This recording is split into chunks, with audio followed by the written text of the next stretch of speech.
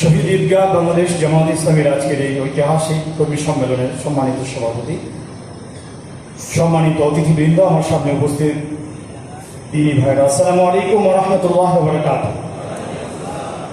আপনারা সবাই ভালো আছেন? এই মঞ্চে, এই নারায়ণগঞ্জে দাঁড়িয়ে যারা বলেছিল খেলা হবে, আজকে তারা কোথায়? আজকে তারা কোথায় আছে?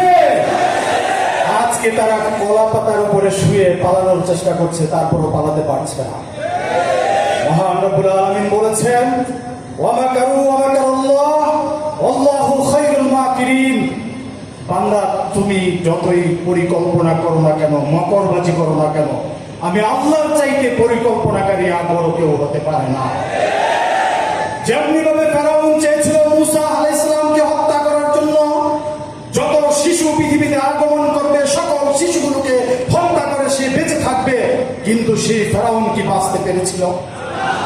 ঠিক তেমনি ভাবে এই নব্য ফেরাউন, এই আওয়ামী জাহিলির, এই সন্ত্রাসী গডফাদার এবং স্বৈরাচারের এই নেত্রী চেষ্টা করেছিল প্রথমে ছাত্র শিবির ইসলামী এবং জামাত ইসলামীকে নিষিদ্ধ করে বা তাদেরকে হত্যা করে তারা বেঁচে থাকবে, তাই কি নয়?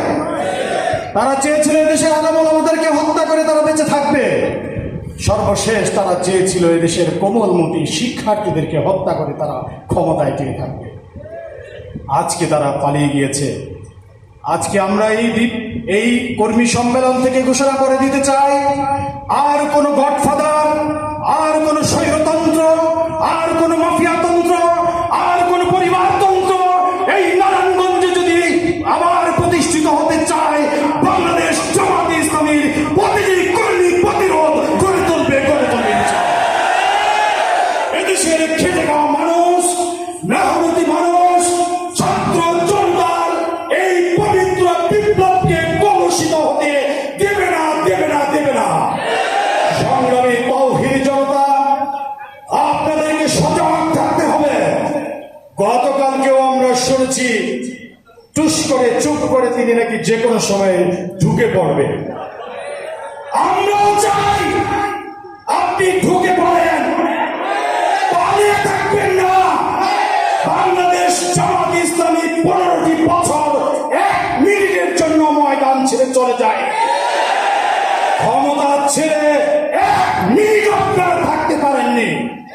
আমি কথা শেষ করছি এই বলে, সম্মানিত ভাইরা আমার, তারা বলেছিল ক্ষমতা চলে গেলে 8 লক্ষ, 10 লক্ষ, 12 লক্ষ আওয়ামী লীগের নেতা কর্মী নাকি হত্যা হবে।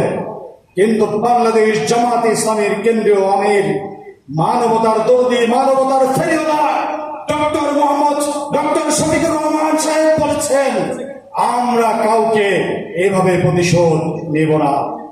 আমরা ইসলামী বিপ্লবের মাধ্যমে, কোরআনের রাজ কায়েমের মাধ্যমে এদেশের অধিকার হারা বঞ্চিত মানুষের অধিকার ফিরিয়ে দেওয়ার মাধ্যমে আমরা এর প্রতিশোধ নেব ইনশাআল্লাহ।